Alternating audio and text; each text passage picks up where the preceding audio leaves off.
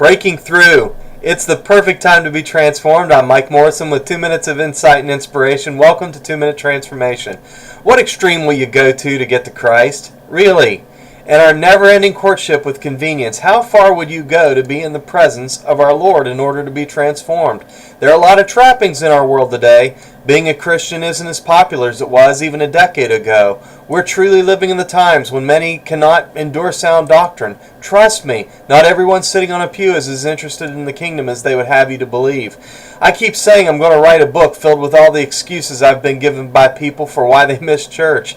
I've sent hundreds of invitations to my friends to tune into our daily webcasts, and while I'm so very thankful we continue to grow and are averaging over 160 daily views, I'm blown away that there are folks who can't find 2 minutes for God to transform them.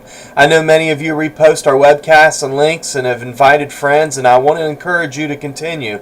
God is working through this ministry, and we are confident He has big things in store, so we continue with passion.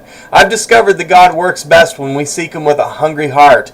Take Mark chapter 2. Jesus shows up in Capernaum and word gets out where He's staying. It didn't take long for the crowds to gather. The paparazzi were there. Eyewitness news camped out in the front yard. And Mark tells us that no one could even get near the door. Then he writes in verse 3 and 4 from the NLT. 4 men arrived carrying a paralyzed man on a mat. They couldn't bring him to Jesus because of the crowd, so they dug a hole through the roof above his head. Then they lowered the man on his mat right down in front of Jesus. Jesus was so moved by their extreme desire to get their friend a minute with Him, He healed the man's paralysis and forgave his sin.